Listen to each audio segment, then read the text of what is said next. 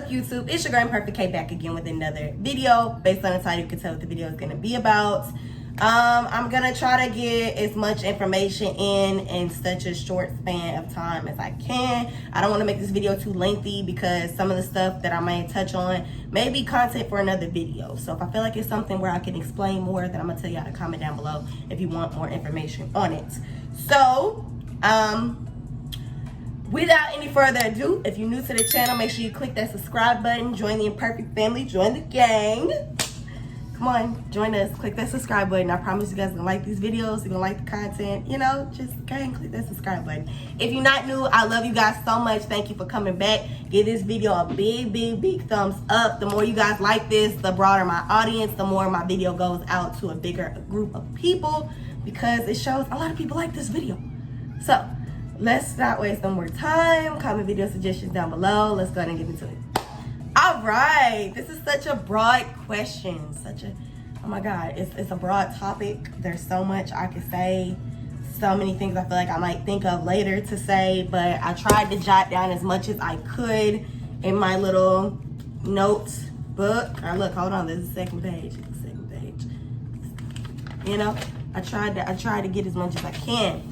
So I'm gonna try to make sure I hit all these bullet points, but still talk and be genuine, like coming from an authentic place, letting y'all know as much as I can. So I started dancing March of 2020.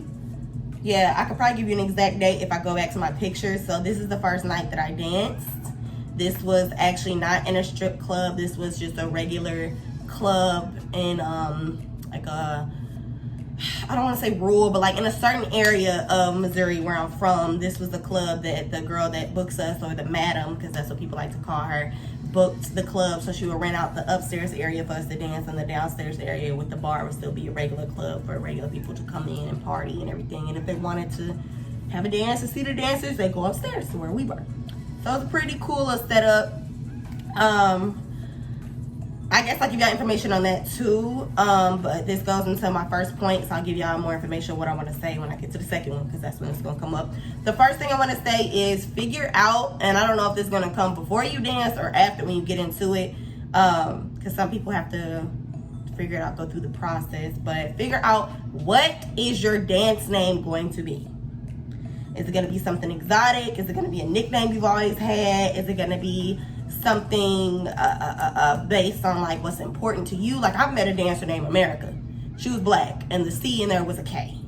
So, you know, just figure out what your dancing is gonna be. There's a lot of common ones like Chocolate, Coco, Chanel, Angel. It's all kind of names. It really is. My dance name when I first started, and then when I got in the club it had to change, was Cream, but with a K.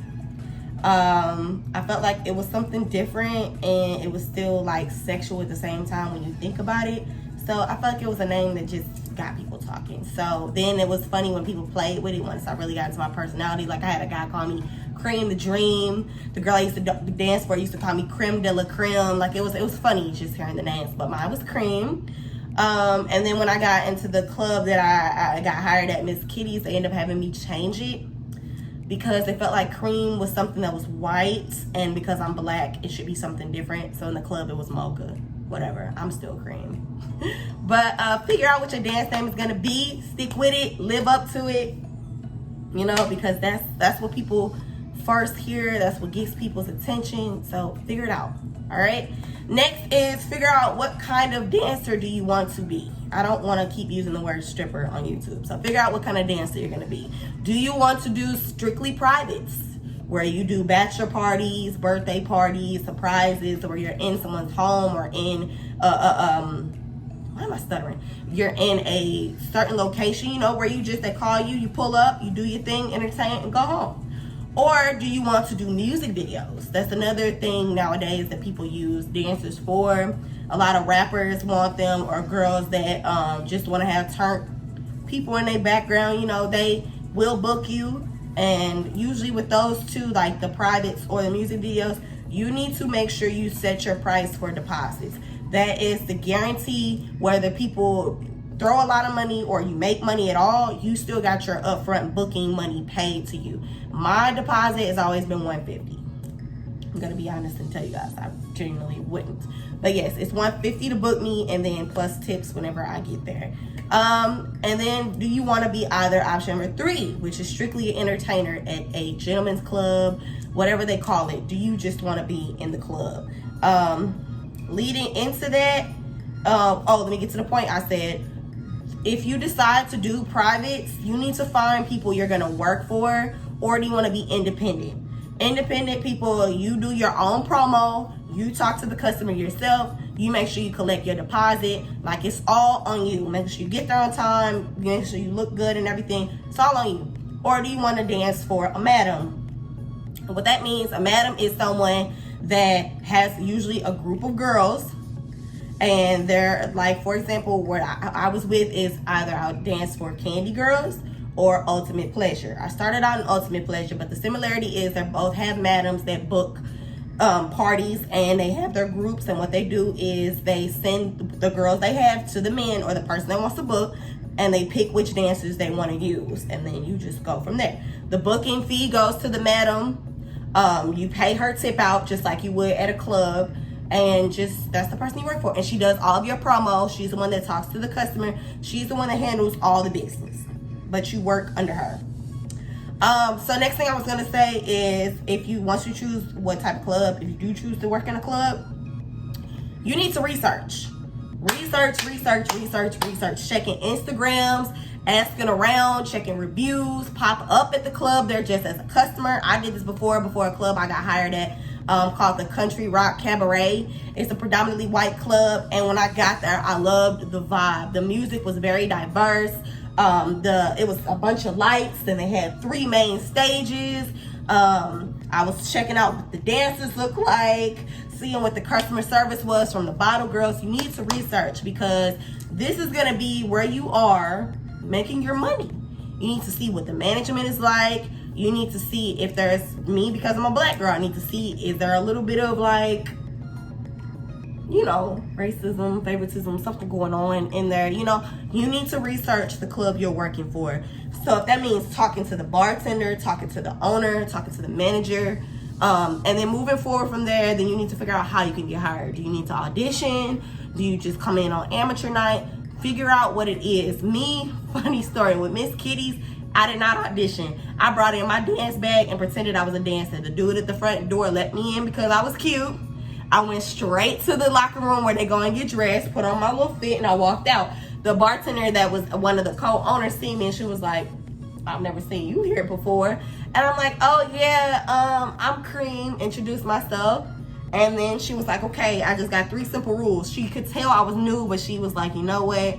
I like the confidence. You just walk your ass right up in here. I got 3 rules. And she was like, there's no hanky-panky going on around here. She was like, pay your tip out on time. She just gave me the little rundown. And then from there, I started dancing there. And that's that. But on a normal type of basis, figure out what's required of you for your audition. Most auditions want you to come in at a specific time. They have a certain slot time from like maybe 4 to 6 or something to something where they want you to come in on audition. You have to dance for at least 3 songs. And I know the average person that's new to this would be like, damn, that's a lot. But that's typically how it goes, is you dance for 3 songs. And then when you actually are working in the club, that's how many songs you get, like your stage time. And then you just go and walk the floor until it's time for you to get back up there again. So if you can't dance for at least 3 songs, this ain't the business for you.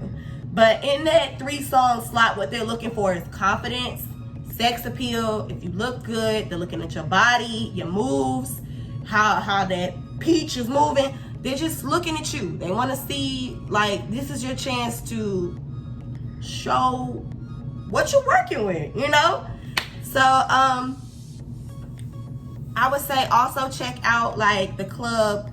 See if it's like got a positive vibe to it or if it's a negative vibe. That means like maybe the dancers are constantly into it. Are they known for fights? Are they known for kicking girls out? Like, check out what kind of vibe it is, because that's what you're going to be dealing with every single night.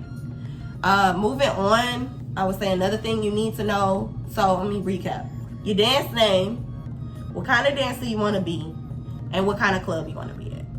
That's the 3 points we've done. Next, I want to get into the ensemble. Ladies, take care of yourself.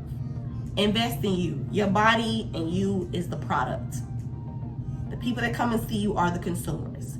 Make sure you invest in the product so that the consumers want to keep buying. And that means hair, nails, shoes, outfits, thongs, toys, if you want to use those, because they definitely make you extra money.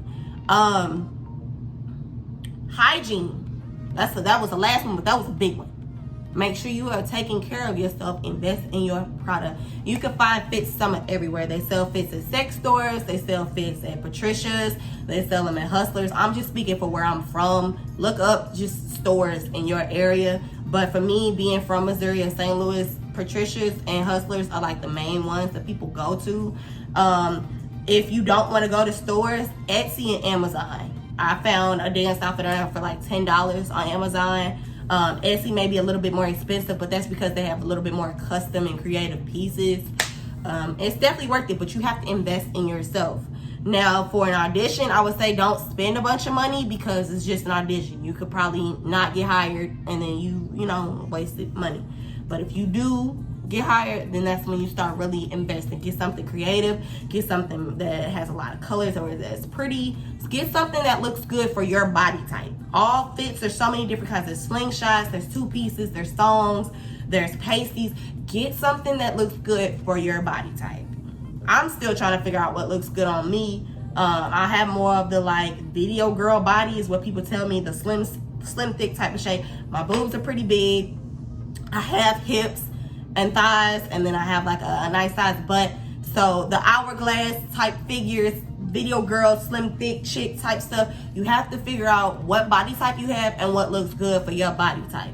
Like sometimes bodysuits look better on me, like the one pieces or the two pieces that have like a cutout, stuff that just shows off my stomach and my hips and everything. So, something that just really complements your figure. Figure that out, and that's your go-to. That's what you do. There's nothing wrong with trying something new, but just figure out what's good for you. Also, another place to go, beauty supplies. I remember I was with, I think I was with a coworker, and I went to go pick up a dance outfit, and she was like, beauty supply? Yes. If you look in the beauty supply, they sell fishnets, they sell the thigh-high socks, they sell the one pieces. They sell it. They sell lingerie and stuff like that in the beauty supply. You just ask them to direct you to it, or it's usually right by where the clothes, like the clothing section is in the beauty supply. It's right there. Next thing I would say is observe your environment when you do actually get into the club. And that, like I said, is a positive or negative environment. But once you really get in there, this is how you figure out how you're going to make your bag. Now, I will be honest, because you're a new girl, you're going to make a lot of money. And a part of that, when I say observing your environment, look out for the chicks, because that's your competition. I will say this again, like I said in the do's and don'ts video, nobody is your friend. I don't care if you're friendly with somebody or somebody gave you some deodorant, looked out for you that day, or talks to you about their kids. They're not your friend. Nobody's your friend. Have your own ass. And especially since you knew, they're really not gonna like you. I don't care how friendly they may seem in your face. The one I trust is the one that stuck up and didn't like you from day one, because they made it honest and made it known up front they don't rock with you. So, like I said, you're a new girl. Guys are constantly looking for the new me. It's like freshmen. When you come into high school, all the seniors are talking to the freshmen. They like the new girl. You new me. You something different. They've seen these girls. They regulars. They built their clientele. Let's see what you're working with. So, in observing that, you need to observe the men, see what they like, see the ones that are in there really paying money, or the ones that are just leeches. There will be men in there that just come to look and window shop. I'm coming to look at your body, feel on you, touch you, watch you dance for however long, walk around, but not spend a fucking dime. Those are the type of people you avoid. I've always been the type of girl, if I'm dancing on stage and I see there's no money pile in this corner I'm dancing in front of this guy, I'm scooting my ass on to the other side. I'm going back to center stage until I see that there's somebody out here really paying some cash. So like I said, observe your environment. Seduce the man that's in front of you. It's so great that we wear masks now, because all I do is just make like little googly eyes at a dude. I don't have to, like, my face doesn't need to be like, ugh. But they don't see that. You have to seduce and get a guy's attention. Once you do that, make your money, okay? Just do it. Observe your environment. You need to study the bouncers, the DJs, see if they have favoritism towards certain girls. Observe the dancers to see what type of chick she is, and then just make sure you keep your stuff close to you. And observe the men. Just watch out for everything. Another point with that is protect yourself. And what I mean with that, get you some mace, get you a piece if you have to, get you some security, maybe that big cousin Pookie that you trust, or actually hire somebody. I remember I had security when I used to go to parties. I like to call parties like PPs. I like to call them just parties because it sounds like I'm doing something illegal. But when I go to those, I would always take somebody with me or have somebody meet me outside, wait for me, because you just don't know what's going to happen. It's an environment where it's quick cash coming in and out, and people will take advantage of that. Get you some protection. Stay alert. Stay focused. Okay? Always pay your tip out if you're in a club or dancing for somebody. Always pay tip out. Pay it, even tip the DJs, tip the bouncer. Just pay your dues. People look out for you when they see that you show your appreciation, because the club, like any other job, has its parts. And everybody do their part. We function well. We succeed. So the bouncer's looking out for you because they protect you in and out the club. They will walk you to your car. The DJ may play a song you want. You request something. They also promote on the mic and get people to want to spend money on you. The owner, you have to pay because you're using their spot to dance. So pay dues, pay tip out, pay your whatever it is. Like most clubs have $40 tip out, or on the weekends it may be a little higher. Pay your tip out always before you come in, because you don't know, you might not make a dime dancing. So make sure you always have it before you go in and pay it at the end of the night. You don't want to be that girl that is in debt. I remember one time I owed $100, didn't even know. And I always pay tip out. But that's because, don't judge me. That was because I left early one night. Like really like an hour early. But I didn't know because of that they increased my tip out. So, just stay aware, stay alert, pay tip out, stay on your books, stay on yourself. Make sure you got everything you need. The last thing I would probably say is have a plan going into this. If you're the type of person that admires stripper life, thinks it's something that looks cool and is fun for you to make quick money, this ain't that. Have a plan. Everybody in here that dances and that really is a dancer, most likely is struggling, got kids they taking care of, bills. They're not in here to be cute and play with you. They in there to make their money. So you should be on the same thing. Have a plan when you come in, how much you making a night. Have a plan of maybe a goal you want to save for something you want to accomplish in your life. Have a plan. Because if you don't, you're going to get lost in the lifestyle. Dancing definitely has a lifestyle that comes with it. It's quick money, it's drugs, it's men, it's sex. Like, stay focused. I tell every girl that starts dancing that I know, have a plan. You need to know what type of person you are. Stay focused on that. Stay true to that in this lifestyle. Because if you don't, and you come in looking at the glittery, fast-paced part of this, you're going to get lost in it. And I mean that. It's a temporary field. You can't dance your whole life. So when you come in, you need to come in with what you want to do and get out. I mean that. Like I've said, I'm going to dance for a year, and I'm sticking to that no matter what obstacles, bills, trials, tribulations, difficulties, unexpected things come up in my life. I'm like, you know what? No matter what, I said I was dancing for a year. I mean that. Because a year will become 2, 2 will become 5. 5 will become 10, where all of a sudden you're dependent on this money, you don't have a regular job, and then when you want to get back into the corporate world, you have no skills or experience because this is where you've been your whole life. You need to have a plan, stay on that, and just go in, be smart, and be safe, okay? That's pretty much the end of this video, y'all. Comment down below like maybe a point that I touched on that you want to hear more about. Like maybe you want more hygiene tips, maybe you want to know tips on how to pick out an outfit. Just comment that down below. I would say a good starter shoe. This is the white girl shoe. That's what I've heard a lot of black dancers call it. It's just the one with the clear platform that has some with or without a strap. Just get you a nice sturdy shoe. This is clear, so it goes with a lot of outfits. And